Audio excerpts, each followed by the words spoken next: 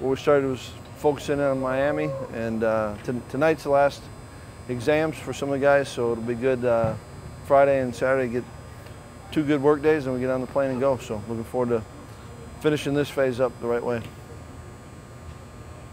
Is it hard to time preparation just right when you have so long to get ready for a game? It can be.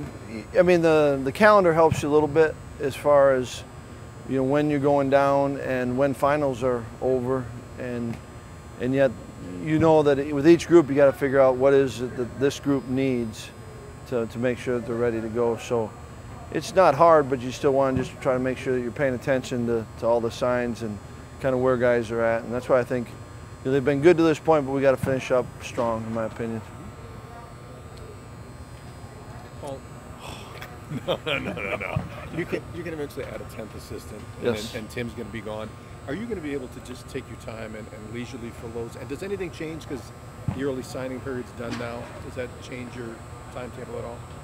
You know, I think that those are important hires, and so I don't know if it's right or wrong, but my tendency would be to take time and make sure you've got it. I do think that, you know, there isn't that urgency of getting out and getting in front of someone at that position group that may be affected by it.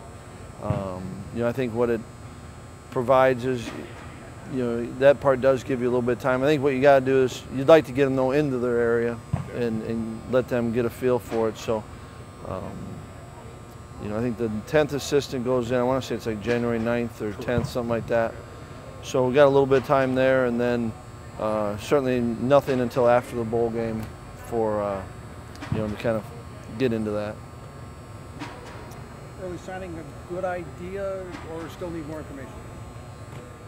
Well, I like the concept of, you know, I thought our class was a pretty good example. If they are committed, give them an opportunity to sign. And I think what's still yet to be determined is, you know, what are the guys, you know, I wondered, you know, is it the, you know, the kid that's kind of that late eval, does it give them enough time? But then the whole purpose is it's the first of 2 signings. You know, I think that's what gets lost in a lot of it, is that the signing day hasn't changed unless you want to take advantage of the early signing. And so I think this year, our group, it was a good example that those kids were committed. I think it does, you know, kind of clean up some of the talk of, you know, is an offer really an offer? Is a commitment really a commitment? That part I like. How'd you like the class? What's that? How'd you like the class? Class? Huh? The class that signed in this signing period. I like them. Yeah. You should like them, otherwise you shouldn't sign them.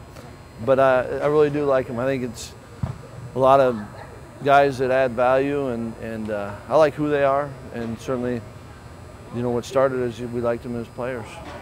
Paul, does your staff and yourself continue to look between now and National Signing Day, or I guess what more work is there to do that you've signed all the committed players? Oh, I thought we'd just take a couple months off, and it's pretty good.